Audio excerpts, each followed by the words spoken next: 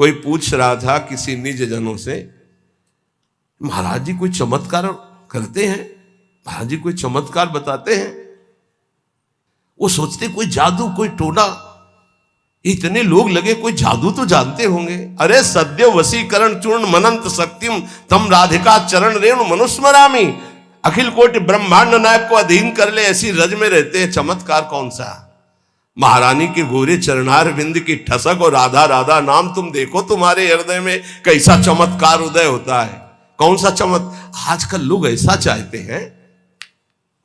देखो ये 500 की गड्डी, अरे भाई महाराज बस ये नारियल, अरे चले जाओ 100 रुपया के कितने नारियल ले, 1-2 नारियल 4 नारियल, भजन से नारियल पैदा कर दिया, इत्र 50 रुपया का इत्र मिल जाएगा, उसके लिए चमत्कार भजन। और बोले इत्र निकाल दिए और नारियल निकाल, सबके देखते देखते कुछ नहीं, बोले केला निकाल दिया, ठेलिया खरीद ले यार 1000-2000 में, क्या पैसा, क्या भजन का फल है। ललित किशोरी जुगल इश्क में बहुतों का घर गलते देखा, डूबा प्रेम सिंधु में कोई हमने नहीं उछलते देखा। अपने एक लड़का को स्मार्ट मोबाइल देते हो, फीस देते हो, पढ़ाते हो, लिखाते हो, पाई भर तुम्हारी नहीं मानता। एक लड़का एक बिटिया संभाले नहीं संभलता, चमत्कार देखने चले आओ, बाबा का चमत्कार दिखाओ। चमत्कार एक इनकी खोपड़ी में बैठ करके राधा नाम सबको चला रहा है, सब संयम में है, कोई मनोरंजन किसी के पास नहीं, जिनको सेवा है केवल उनके पास मोबाइल, सब सावधान और रोज अपनी दिनचर्या में रत रहते हुए ये सब इष्टाकार वृत्ति की तरफ चल रहे। हम इनको मन से प्रणाम करते हैं कि हमारी आज्ञा हमारे गुरुजनों की परिपाटी पर चल रहे हैं। चमत्कार किसे कहते? मन का परिवर्तन कर देना, ये राधा नाम का चमत्कार है, ये राधा नाम का प्रभाव है। पता नहीं लोग साधु महात्मा को क्या समझते हैं। जादू देखना है तो जादूगर के पास जाओ ना, पानी में ये दिखा देना, रुमाल में कबूतर निकाल देना, ये देखो जाके। साधु का चमत्कार देखना है मन का परिवर्तन, तुम्हारा मन और तन दोनों पवित्र होकर सच्चिदानंद भगवान में लगे। आज इसीलिए तो साधुता बहुत दुर्लभ हो गई है कि साधु महात्माओं को भी लोग नौटंकी मनोरंजन का एक पात्र समझते हैं। ताली बजा दी, बात सुने, कोई नेता का भाषण, ताली बजा दी। मन का परिवर्तन, तन का संयम और सच्चिदानंद में वृत्ति को जोड़ना। अजब रंग अनुभव बरसन लागे, अनुभव, हृदय का अनुभव, हृदय का परिवर्तन। क्या बोले? काम क्रोध मद आस वासना अर्क जवा सही झरने लागे, अजब रंग अनुभव बरसे लागे। जब वर्षा होती है तो ये अर्क और जवास ये अपने आप सूख जाते हैं, नष्ट हो जाते हैं वर्षा में, और सब जगते हैं, ये नष्ट हो जाते हैं। बोले जब राधा राधा राधा राधा और इसका जब रंग बरसने लगता है हृदय में, तो काम क्रोध मद आस वासना ये अपने आप नष्ट हो जाते हैं। जैसे वर्षा होते ही अर्क और जवास नामक पौधे ये अपने आप नष्ट हो जाते हैं, और दूसरे सैकड़ों पौधे हरे भरे हो जाएंगे, पर ये नष्ट हो जाएंगे। तो ऐसे ही काम क्रोध लोभ मोह मद वासना नष्ट हो जाती है, और नाना प्रकार की भाव तरंगे प्रिया प्रीतम की उठने लगती है। लोभ मोह परद्रोह दोष दुख कलि कुचाल सब तरसे लागे, इंद्री दमन अमन सब भात ही अरुचि होत अब छर से लागे, अजब रंग अनुभव बरसे लागे। कब जानो हमारी साधना रंग ला रही है? जब काम के वेग को, क्रोध के, मोह के, मद के, इन सब के वेगों को सह गए, कोई प्रभाव नहीं, अंदर से शांत। किसी से कहना मत, क्योंकि कहने से सत्ता दृढ़ होती है। अंदर जो विकार आते हैं किसी से मत कहो, कोई भी क्रिया मत करो, शांत उस समय नाम जप करो, देखो अपने आप सब नष्ट हो जाएंगे। और नष्ट आपको नहीं करना, कोई है आपका जो आप पर नजर रख रहा है। कोई आक्रमण आपको परास्त तब तक नहीं कर सकता जब तक आप आज्ञा का उल्लंघन नहीं करेंगे, आप अपने हाथ से कोई क्रिया नहीं करेंगे, आप कोई गंदे दृश्य नहीं देखेंगे, तब तक किसी की ताकत नहीं कि आपको भ्रष्ट कर सके। ध्यान रखना, क्योंकि आप गुरु कृपा कवच में हैं। जब आप आज्ञा उल्लंघन कर देंगे तो फिर लक्ष्मण रेखा पार हो गए आप, फिर आपको दंड भोगना पड़ेगा। लोभ मोह परद्रोह दोष दुख कलि कुचाल, ये सब तरसें लागे, अर्थात वो चाहते कि मैं इसको अपने अधीन करूं, पर हिम्मत नहीं कि छू सके। किसको? जिसकी जिह्वा पे राधा राधा नाम और हृदय में गुरु कृपा का अनुभव शुरू हो गया है। इंद्रिय दमन, ये पहचान है साधुता की, नहीं तो फिर नाटक है, पाखंड है, दंभ है। बिन विवेक वैराग्य भक्ति बिन सत्य नये को मानो, भगवत विमुख कपट चतुराई सो पाखंडे जानो, चाहे गृहस्थ हो चाहे विरक्त। अगर इंद्रियां संयम में नहीं है, मनमानी विकार भोगे जा रहे हैं, तो नौटंकी नाटक भले हो सकता है, वो गृहस्थ उपासक है ना, वो विरक्त उपासक है। इंद्रिय दमन तो अमन सब भाते हैं, सब भात से मन अमना हो गया है तो परम शांति परम चैन है। क्षमाशील संतोष सुराई शांति सहज सुख सरसें लागे। उपासक के अंदर क्षमा बढ़ने लगा, चाहे जितना कोई अनिष्ट करे, कभी द्वेष हो ही नहीं सकता, कभी उसको साप दे ही नहीं सकता, कभी उसका मंगल नहीं कर सकता। जिसके ऊपर राधा नाम की कृपा हो गई है, क्षमा, जाओ, तुम्हारा मंगल हो, भगवान तुम्हारा कल्याण करे। संतोष, किसी भी परिस्थिति में शोक नहीं होगा, जैसे प्रभु रख रहे, बड़ी कृपा है। शांति, कोई भी द्वंद्व से अशांत नहीं कह सकता। सहज सुख सरसें लागे, सहज सुख आत्म सुख है, आत्म सुख का रसास्वादन होने लगा। दास बना, ये कैसे हुआ? नाम जपी, पहले दास शब्द है, आश्रय। बहुत जोर की बात हमारे हृदय में बार बार उठती कि ये लोग समझ जाएं कि भगवत प्राप्ति आश्रय से होती, आश्रय से, दृढ़ आश्रय। दास बना पहले, जप नाम दूसरा। बिगड़ी जन्म अनेक की अभय सुधरे आज होई राम को पहले, फिर नाम जप दूसरा, फिर तज कुसुमाज तीसरा। और यहां से शुरू किया जाता है सब उपदेश। पहले विकार त्यागो, फिर नाम जप करो, फिर भगवान की शरण में हो। ऐसा नहीं होता, पहले भगवान की शरण में हो, नाम जप करो, तुम्हें बल मिलेगा, विकार छूट जाएंगे।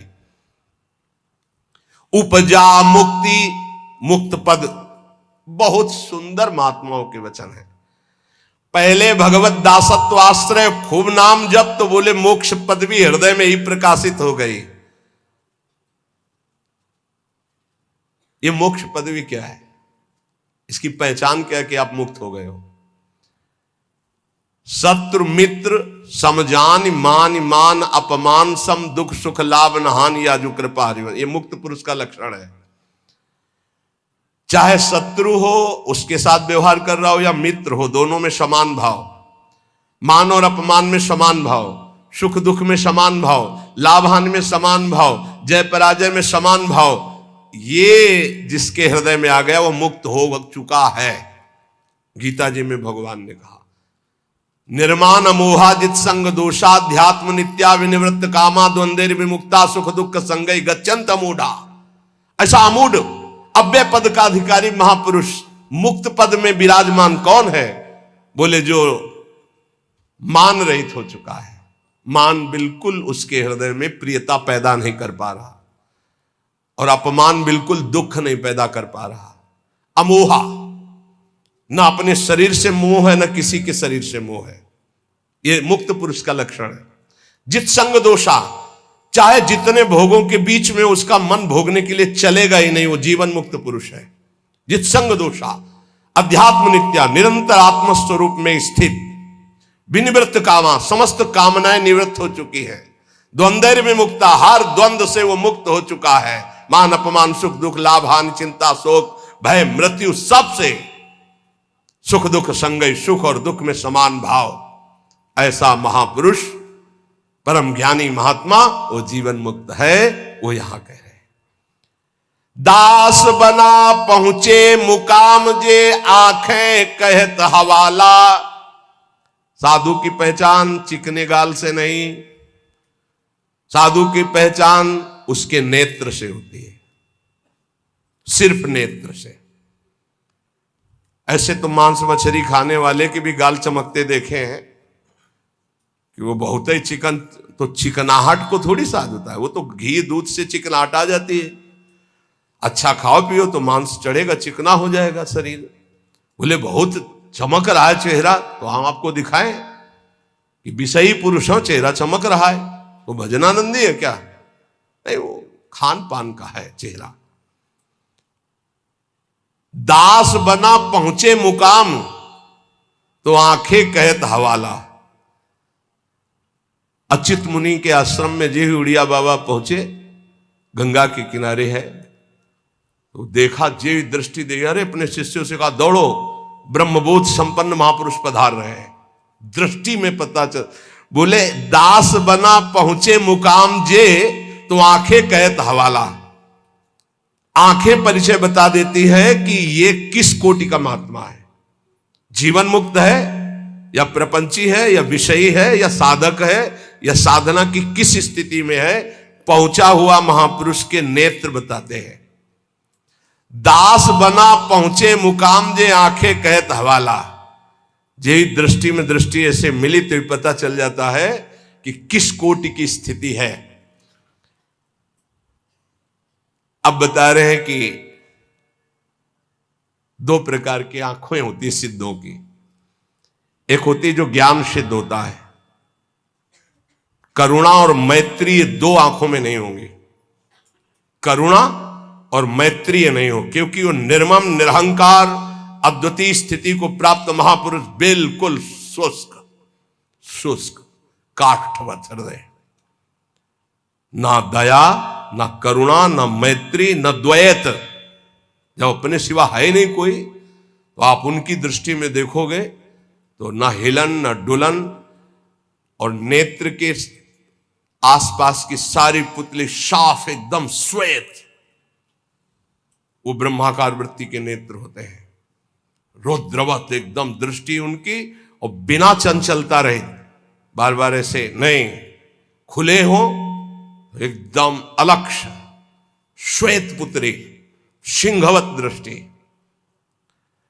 और दूसरे होते प्रेमियों के नशा ललाई, जैसे भांग छाने हो या कोई नशा करे हो तो लाल आंख नहीं हो जाते, ऐसे लाल आंख होती है प्रेमियों की, क्योंकि प्रायः वो रुदन करते हैं, तो आंखें सूजी हुई या आंखों के नीचे लालिमा।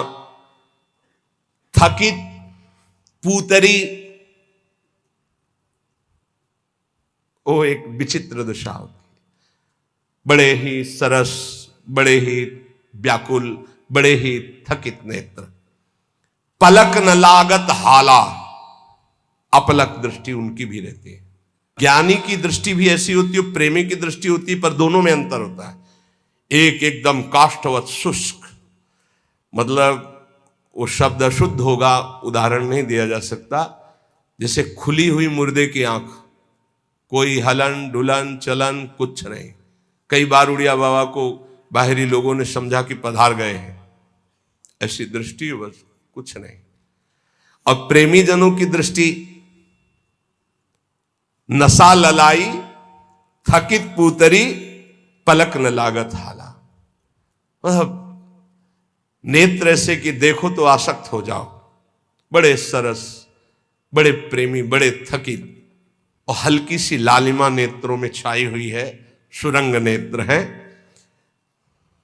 और घूर्णित नेत्र है। प्रेमी जनों के घूर्णित नेत्र, जैसे नशा ललाई का तात्पर्य यही है। थोड़ी थोड़ी देर में ऐसे आपको लगेगा कोई नशा खाए है क्या ये, तो उनके नेत्र, क्योंकि प्रिया प्रीतम के उस प्रेम रसाशों में उनके नेत्र झूमते हैं। अलसाने से रहित हमेशा, हरिजस सुनि दृग नीरा। थोड़ी सी प्रभु की बात सुने के आंखों से आंसू की धारा बहने लगी, और अलसाने से रहते हैं, न सोना न जागना, अखियां रूप के रंग रंगी, निरखी स्वरूप कुंवरी राधे को, याही माही पगी। ये अखियां रूप के रंग रंगी, न सोई न जगी। प्रियाजू के रूप रस में हर समय अलसाई हुई, एक जैसे कोई नशा किए हो ऐसे उस नशे में। ढरक चलत कबही भरियावत पुलकावली शरीरा, गदगद गर चित शांति थका मन, तनहु थका दर्शाई। ज्ञान विराग भक्ति से पूरे जगत न सकत समाई। ऐसे प्रेमी जनों के नेत्र जहां जगत का प्रवेश ही नहीं है, हृदय कंठ गदगद हो जाता है, चित्त शांत है, मन अचंचल है, तन एकदम थकित शिथिल भाव में डूबे हुए। बोले ऐसे जो महापुरुष होते हैं तो दास बना पहुंचे मुकाम जे आंखें करत हवाला। ऐसों के नेत्र बताते हैं कि मुकाम में पहुंचे हुए ये जन है। श्री भगवान जगत गुरु श्री कृष्णचंद्र जी कह रहे हैं जो पहुंचे हुए महापुरुष है वो शरीर को अपने वश में किए होते हैं। यही सबसे बड़ी चूक हो रही है। ये बहुत बड़ी चूक है जो हमारी निंदा का कारण बनती है। हम संतों की या भक्तों की जो निंदा का कारण बनता है वो ये नाशवान दुष्ट नीच शरीर है। इसको जब तक मैं माना जाएगा ये नीच आचरण कराता ही रहेगा, गुरुजनों की, आचार्यों की, भगवान की निंदा करवाता रहेगा। एक शरीर से गलती होने पर समस्त साधुओं की तरफ लोगों की दृष्टि अश्रद्धा से हो जाती है। इसीलिए हमें लगता है कि अगर साधु बने तो मर के बने, उन्हें घर गृहस्थी में ब्याह करके अच्छा है, जीवन धर्म पूर्वक व्यतीत करे, अधर्म आचरण न करे। बहुत बड़ी त्रुटि समझो, एक गलती से लाखों लोगों की श्रद्धा संतों के प्रति नष्ट हो जाती है। भगवान कह रहे सिद्ध पुरुष के लिए कैसा होता है, निराशीर्यत चित्तात्मा त्यक्त सर्व परिग्रहा, शारीरम केवलम कर्म कुर्वन्नाप्नोति किल विषम। यत चित्तात्मा, जिसने अपने शरीर को अधीन कर लिया। ये प्रार्थना है सब साधकों से, कोई ऐसी चेष्टा मत करना जिससे भेष को गाली मिले। हमारा गति हो या दुर्गति हो तो ठाकुर जी जाने। कभी ऐसी जगह न खड़े होना, कभी ऐसी चेष्टा मत करना, कभी ऐसा संग मत करना। ये ध्यान रखो कि तुम्हारे से एक बहुत बड़ी धारा जुड़ी हुई है। तुम्हारे गुरु, गुरु के गुरु, गुरु के गुरु, आचार्य, इष्ट, पूरा एक आपकी गलती पूरे को गालियां दिलवा सकती, पूरे विश्व के संतों के प्रति अश्रद्धा हो सकती। इसलिए सावधान। जिंदगी में हम नीच हैं, पामर हैं, हमारी गति हो दुर्गति हो भगवान जाने।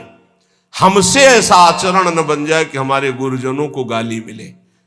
उन्होंने कोई हमारे साथ धोखा दगा नहीं किया, मंत्र दिया, उपासना दिया, वेश दिया, तो आचार्य और गुरु और इष्ट इनको गाली न पड़े, हर समय सोचना चाहिए। ये शरीर को जब तक जीतोगे नहीं तब तक गलती हो ही जाएगी, चाहे कसम खा लो, चाहे जो कुछ कर लो। इस दुष्ट शरीर को जीतना चाहिए। बात ध्यान से समझे ना, ये बहुत दुष्ट है। जीवन हो जा रहा खवाए खवाए खवाए खवाए, अब घाया नहीं आज तक। जीवन हो गया दिखा दिखा करके दुनिया को, आंखें नहीं भरी, कान नहीं भरे। ये वही दुष्टता, अपनी चाल, ये देखना, ये सुनना, ये भोगना। यह चित्तात्मा, सांसारिक आशाएं और इच्छाएं जब तक हैं शरीर को वश में नहीं कर सकते। साधुओं के वैराग्य मार्ग में या भगवत भक्त होकर के चेहरा बनाने की जरूरत नहीं है, स्वरूप बनाने की जरूरत। स्वरूप को प्रकाशित करो, पूरा विश्व नमन करेगा। चेहरा तो नौटंकी नाटक वाले बनाते हैं, जब थोड़ी देर के लिए साधु बनते हैं वो बनाते हैं, जिससे पूरा साधुता का हम रोल कर सके। हम रोल नहीं करते, हम उस मार्ग में चलने वाले पथिक हैं। साधुता का रोल 2 घंटा कोई कर सकता है, लेकिन जीवन भर साधु बन के रहना वो बहुत कठिन बात है। इसलिए ये नहीं, हम भगवत मार्ग के पथिक, हमारा कोई भी बाहरी शारीरिक नाटक ऐसा नहीं होना चाहिए जो धर्म विरुद्ध हो, बिल्कुल समझ के चलना चाहिए। आज आचार्यों गुरुजनों के चरणों में बैठ करके साधुता का भाव नहीं, लाल कपड़ा हम या पीले कपड़ा हम पहने, इसके बाद यहां से बढ़िया महकुआ तेल लगा के ऐसे, ये कौन से शास्त्र में लिखा है? तुम्हारी कौन सी परिपाटी, कौन सा भेष ऐसा है? बिल्कुल नहीं। आज कोई टोकने वाला नहीं, इसीलिए बहुत से बिना गुरु प्रदत्त वेश धारण किए और वो मनमानी आचरण करते हो कहा जाता साधु, पहने पैजामा कुर्ता कहा जाता साधु, साधु पैंट शर्ट पहने कहा जाता साधु, बड़ा बड़ा टाइटल लिखा जाता है। अब उनके जब आचरण होते तो बोले अमुक संत भ्रष्ट हो गया। संत परिपाटी देखो, संतों की मर्यादा देखो, संतों के चरणों में बैठकर जो साधुता सीखी जाती है वो कब हुआ? इसलिए यत चित्तात्मा भगवान कह रहे हैं, यत चित्तात्मा बहुत अच्छे से समझ लो। संसार में जब तक शरीर के भोगने की कोई भी आशा रहेगी तो साधुता नहीं टिक पाएगी। बहुत इसे धैर्य पूर्वक, सांसारिक इच्छा, सांसारिक भोगों की चाह, इससे तुम्हारा शरीर अपवित्र हो जाएगा। तुम्हारे द्वारा ऐसे आचरण होंगे जिससे तुम्हारी साधुता नष्ट हो जाएगी। शरीर और इंद्रिय और मन के वशीभूत होकर के जो आचरण किया जाता है वो निश्चित अपवित्र है और वो अधर्म होगा और वो गालियां दिलवाने वाला ही होगा। श्रद्धा उपजाना बहुत कठिन होता है भाई, बहुत कठिन होता है। नास्तिक के हृदय में श्रद्धा प्रकट करना, विषयी पुरुष के हृदय में श्रद्धा प्रकट करना और नष्ट करना एक क्षण की बात होती है।